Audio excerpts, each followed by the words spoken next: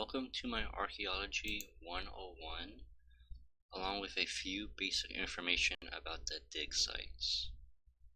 I am currently 99, which did take 2 weeks of playing a lot of hours every single day to get this cape.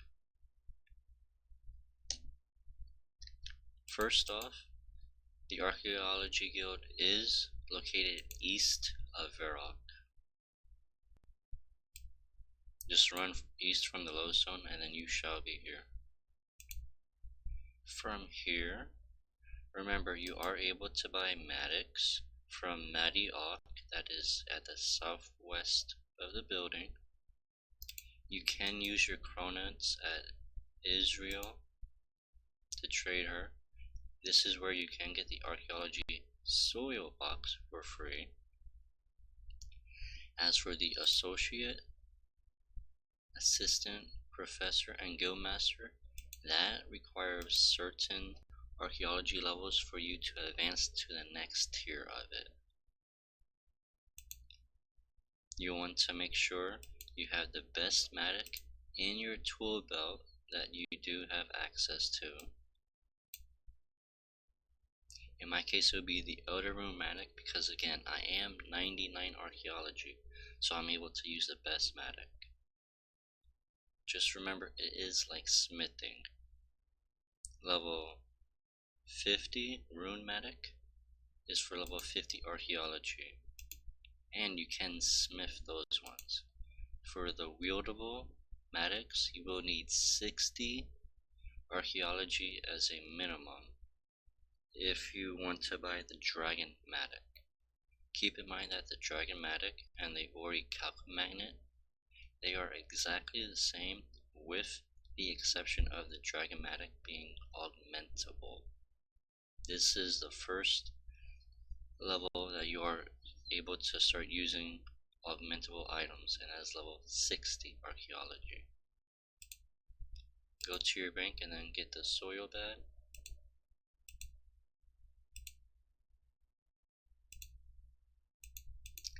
And then with the archaeology journal in your pocket slate, teleport. From here, run west and then south. You will notice that there is a Digsite Map. Click on it. This will pop up with all of the 5 archaeology sites. If we begin from the most south one, it is called Warforge. This requires level 76 archaeology, and it has a shortcut that you hit the W button on your keyboard and it will bring you there. Next up will be the Stormguard Citadel, which requires 70 archaeology, and you can press the S button on your keyboard. Next up will be the Infernal Source. This requires 20 archaeology, and the shortcut is the letter I button.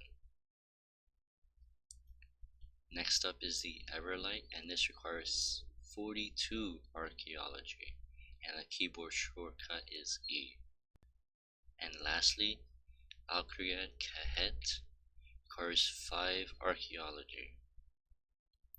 For the most part, you will be going to Kharid level 5 archaeology until you get 20. From then, you'll be going to the Infernal Source.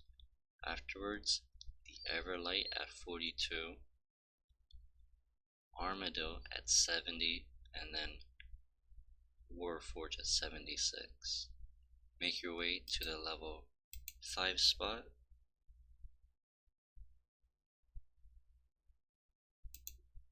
And people may not have this, but it's called the auto cleaner. This cleans all dirt that you get while you're training at the artifact sites. This requires 70 archaeology, so for the purpose of this, I am going to bank it.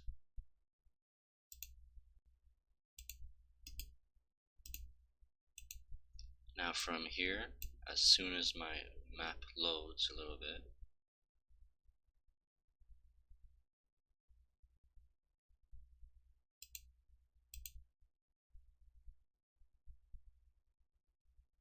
you will notice the vendor remains I am at. These give artifacts. If you click on it, you will notice that it is somewhat like mining and smithing, and there is a little wisp traveling above it just slightly. Keep in mind that every so often this wisp will change locations and you will need to follow it. This is so that you'll be able to get that blue bar that's currently filling up on my screen a lot faster. Once the blue bar fills up, you will get an artifact, a random one. And if you ever forget which artifact it gives you, you are able to right click, survey, and it tells you that this is a level 5 spot. The materials is 3rd age iron and the Zemurinian insignia, along with saying what damaged artifacts that it will give. For my case, it will be giving level 2 as I am at the level 5 spot. Now if you pay attention to my inventory, I am getting some ancient gravel. This, simply click on your soil box to fill up. This will get rid of all the soil and put it in the box. This is kind of a good way at lower levels. Again, if you are 70 or less, this box will be your best friend. The box, first off, it starts out with holding 50, and then it goes to 100, 150, 200, and so on. Once the box is full in your inventory, let's say you'll go to the bank, deposit everything, take out your soil box, and then right click, empty your soil box, and then go back to scaling. Now, also, you did notice that the wisp did change locations, and you'll want to always be by there.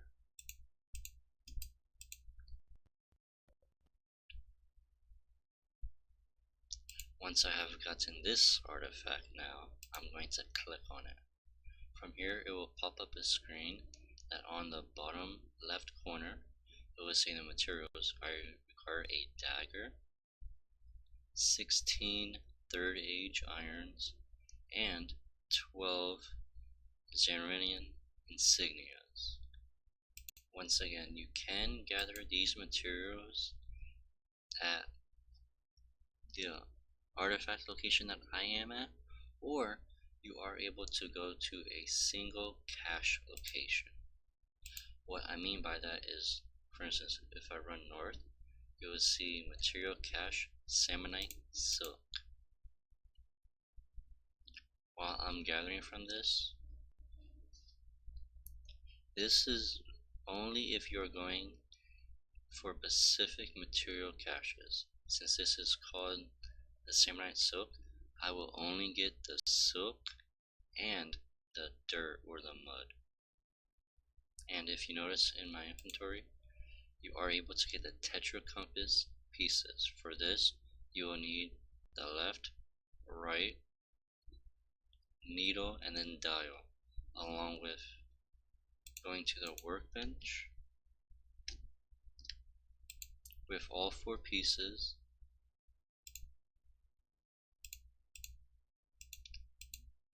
you'll need to restore at the workbench, and then it'll pop up with a screen. Usually it'll pop up on whatever you're on. For my case, I had to change it to the miscellaneous. And then once you have all 4 pieces, you are able to make a Tetris compass unpowered. This requires a great deal amount of materials that you are able to buy, or while you are training the skill, you'll get them somewhat for free, although you'll be using time. But since you are training this skill, you will slowly get the materials anyway. As for the artifact that I do have, when I click on it, it will pop up with this screen with the artifacts I do have. Keep in mind that each artifact if you click on it, you are able to scroll down to see what materials it does require. I'm going to make the vendor dagger, which does require 16 third age, and then the 12 0 insignia, and then I'll create.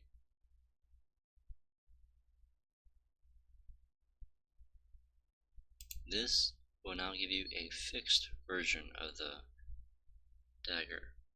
Click on it, and then on the right side of the screen you will see collections. You want to click on info, and ideally you'll want to bring a full set to the NPC where it says location. In my case it's Mattock. The next one will always be the Archaeology Guild. And sometimes, how this had only 2 collectors, some may have 2, some may have 3, 4, or even 5.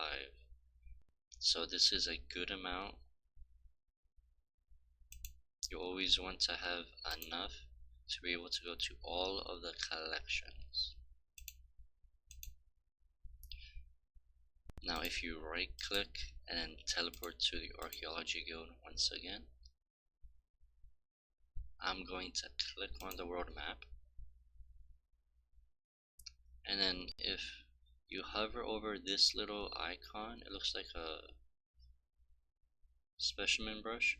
If you hover over it, you'll notice that this says a material cache 3rd age. This is located at the Archaeology Guild, and then make your way to it.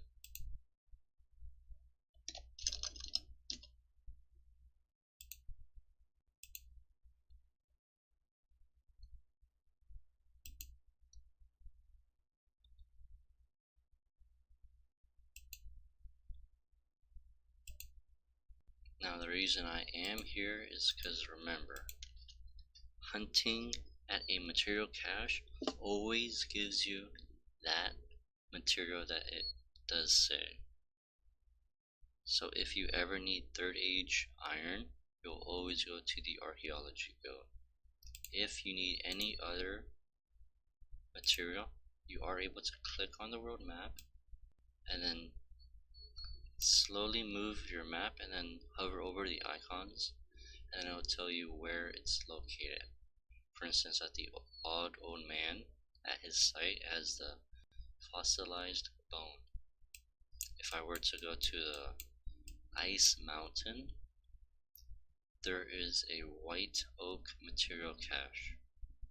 Keep in mind that this one is very specific because there will be a little cave that you will need to be a member to jump down that, as you do need a light source that will have rune coins. And then again, just move your map and then look for the little caches, and then make sure to kind of remember where they are located. And also, if you do click on the archaeology skill, you are able to, let's say I'm looking for the Xanarine insignia. If you click on it, it will tell you at Kharid, the barracks excavation site, or the empty throne room. This works for basically all materials, as it does tell you where they are located. And again, the gold rune does require a light source at the ice mountain. The vellum, that is very special, and it does require a quest, and that way you can access to the east dungeon of the wizard's tower. If you ever get lost, you can always just click on this and then click on the world map to figure out where it is located. And another good note is that you are able to click on the artifact, and it will tell you where it's located, the materials that that artifact location will give you, and the amount of artifacts. So you don't have to go to the dig site training spot, to figure out what artifacts give what, and then also where it's located. Once you have repaired your stuff, remember you are able to go to the NPC again, hand in the collections. Keep in mind that the collections you can do over and over again, and this is mostly for its reward.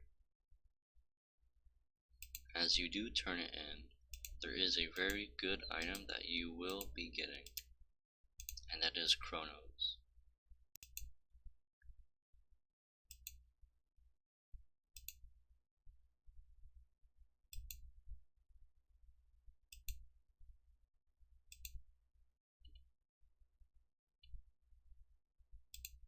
Once you're at the collection, you want to right click the NPC, and then it will pop up, and then you can contribute. From this, you will notice I have gotten the chronos. I got 206 for giving him a dagger. These chronos you are able to sell in Grand Exchange, although they are rather cheap, but it can still possibly be good money for you. Or what you can do with the chronos is teleport back to the guild,